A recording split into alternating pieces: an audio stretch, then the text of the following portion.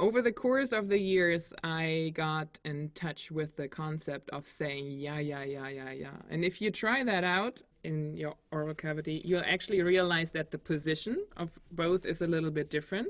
When you say wah, wah, wah, wah, wah, it's actually very much in the forefront of your mouth. And when you say yeah, yeah, yeah, yeah, yeah, you actually feel your tongue touching the upper molars quite a bit. And then the motion is more in the back. What I like about both of them is that wah wah wah is in the front, is where the vibrato I think should be, but I also like that the tongue moves a little bit more with the ya ya ya option. When I play vibrato, I use a little bit of both. It's like this concept of the airstream. When you think of this as the airstream, and when you say wah wah wah, you're actually just moving your jaw here at the bottom portion, whereas the tongue is a little bit more inside the airstream. And for me, that gives you a little bit more of the sound of like a string player, where the same string is creating the vibrato that is also creating the sound. So they are very unified. The way to approach talking about it is through the things that can go wrong, and sort of troubleshoot that process of going down the half step. So you bend down a half step and the vibrato will be the first portion. But through doing the whole pitch bend, you actually learn to control the muscle, which will help with the later exercises.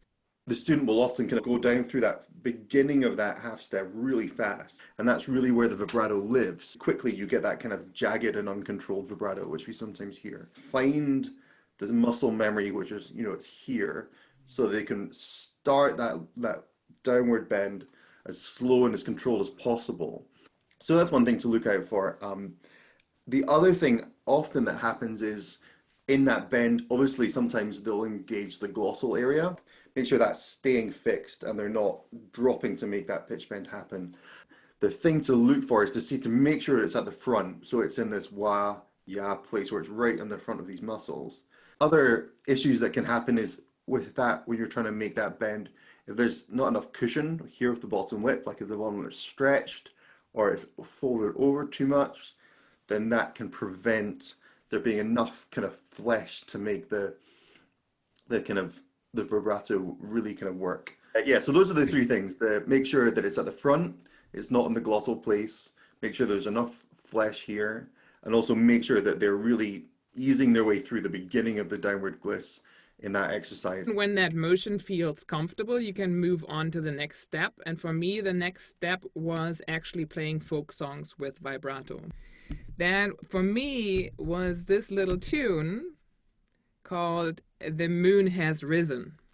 I started with it up the octave, but what Bruce Weinberger had me do when he taught me vibrato, he put 2 waves per beat. And from then on, I put 3 waves, I put 4 waves and 5 waves, and that way you learn to make that motion smaller over time because you keep the same tempo and you keep it in the melody. So you learn directly to actually move in between the steps. You also learn to do that while not destroying the melody. Also, once you mix up the waves per beat, then you get really ready to actually employ it in the music and use it in pieces. The next step is always to then learn to actually change up the vibrato while you're doing it. Especially with the romantic music, I use the vibrato that starts with nothing and then increases.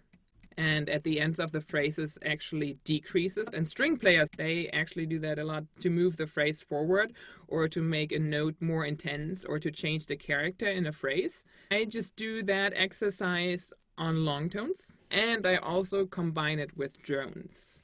One of the things we both find that we use a lot is tuning drones along with vibrato. And I mean, the big thing is I think tuning drones keep you honest. I've found the kind of debate of, is it in the middle of the pitch? Is it below? Is it above? I get that, but I found that quite hard to connect with. For me, what often works the best is if I've got the tuning drone on and I try and make sure that the vibrato kind of locks into the tuning drone and that it's kind of shimmering within the sound. I kind of prefer to find these things with my ears. But backed up with that kind of general knowledge. We'll move on to actually our next little exercise. The important thing about adding the drone is that it's very easy to bite too much. Tone keeps the embouchure nice and relaxed and down low because they actually hear where the vibrato needs to sit. It means keeping things consistent with dynamics.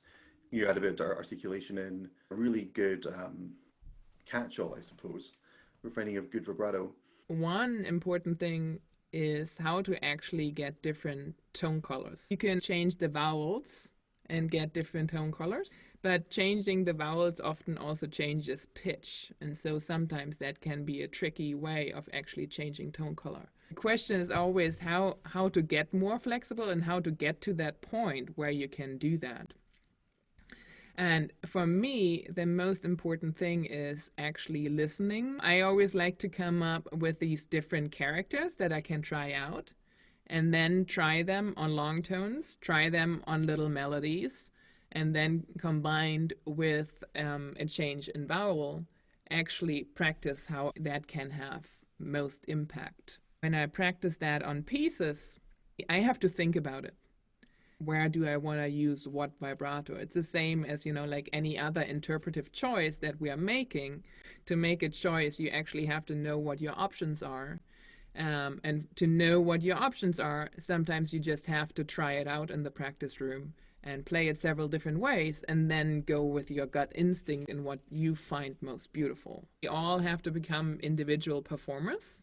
We also have the responsibility to figure out what we actually like. Good music can't be destroyed by any choice. Somebody else might not agree with that choice, but the only way to destroy good music is actually by not making any choice. And just because we play the César Franck sonata a little bit differently doesn't mean that either one is not valid. If it really comes from the heart, then that is convincing on stage no matter what. Things are, for me, I think where I get inspiration for that. So they're moving up and down the fingerboard. And in a way, that really is what we're doing on the saxophone. We're also doing pitch vibrato. So for me, and other people may feel differently, I find the string vibrato more analogous to what I would want to and tend to do on the saxophone.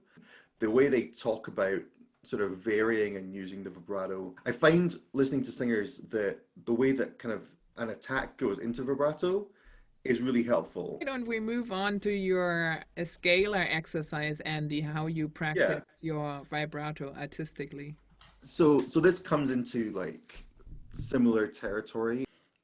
To really think about where we're putting the speed and the width of our vibrato, depending on where we are in the instrument, and also what kind of musical affect we want to create. So we've been kind of setting up this idea that we can't just have the one vibrato. If we're up at the top end of the instrument, the width of the vibrato, if it's too wide, that's when you get that kind of juddery kind of thing. When you're further down in the range, actually it can take a little bit more width in the vibrato. Also, if we're wanting to create a kind of tender or more loving emotional feel, again, a really fast vibrato is going to feel a bit too urgent. Whereas if we bring it back and we kind of work with the speed, then actually we're going to get that correct kind of affect. Those variables all kind of intermesh. So say if we're playing throughout the saxophone and we want to make maybe a kind of bravura vibrato kind of vibe, then actually at the top that's going to be probably kind of narrow and fast. But as we come down through the range, really it's going to feel like it's going to want to widen. So if you want to get, like, for example, in the Dahl concerto, bum, bum, da, da, da, that section, that low B, that's a real bravura kind of strong vibe. That probably is going to have fast vibrato, but it's going to have a reasonable width to it to really let it kind of have that impact. Likewise, say again, we take the Dahl concerto again, we're hitting that top F sharp at the beginning. So when we hear that, the main thing we hear on that top F sharp is if the vibrato is a little bit too wide, we don't get that. It feels a bit edgy for us. So when we want a nice and narrow and fast vibrato to get that, those two notes are really good kind of examples. So the width we would use on the low B is going to be too wide for the top F sharp. I practice that again quite often just on a major scale. So what we maybe want to find is that speed and width relative to where we are in the register. If there's a particular mood I need to create in a piece of music, like we were saying, we need to plan it. For example, that top F sharp in the Dahl concerto, you need to plan like exactly how you're going to hit that vibrato on that note, otherwise it's not going to be convincing. The thing still applies as we're going higher up into the Altissimo again, it's even more important to make sure you're not putting too wide of a vibrato. It's like everything. If you can do it really well in the Altissimo, then you know you're doing it really well. If you can't do it really well in the Altissimo, you might well be getting away with something in the regular range of the saxophone. And that's actually something that I practice with drones a lot. It's like so easy to overdo it and then actually alter the pitch too much because the pitch is already so flexible in the Altissimo. I would put on the drone, really ask yourself, do I like what I hear? Right. And then when you don't like what you're hearing because it is too wide and it just sounds wonky, then maybe, you know, go with a starting point of just hitting the tone. And finding that pitch level so that you're like absolutely certain that's the right pitch that you're playing, and then slowly add it in. And you can just find the point where it doesn't work for you anymore. So you just figure out the range that it works, because there is actually a range. The range that it works in is just much narrower than on a low G or something like that. And I think it's really, your ears know when it's right. You can kind of hear these things lock in terms of the intonation and the vibrato and the way it's sitting in the pitch and the way it's working for the register and the affect. You'll know when it's kind of feels right. Phil's comment is very helpful. He says, personally, I find as I get above an Altissimo D that it's easier to produce a controlled vibrato that matches the rest of the instrument by using a little more tongue movement, very small, and less jaw movement. For me, this avoids any wobbly sound and allows for the pitch to be more controlled. How are you going to make that choice that the vibrato is the issue when you don't know if the tone color isn't the issue?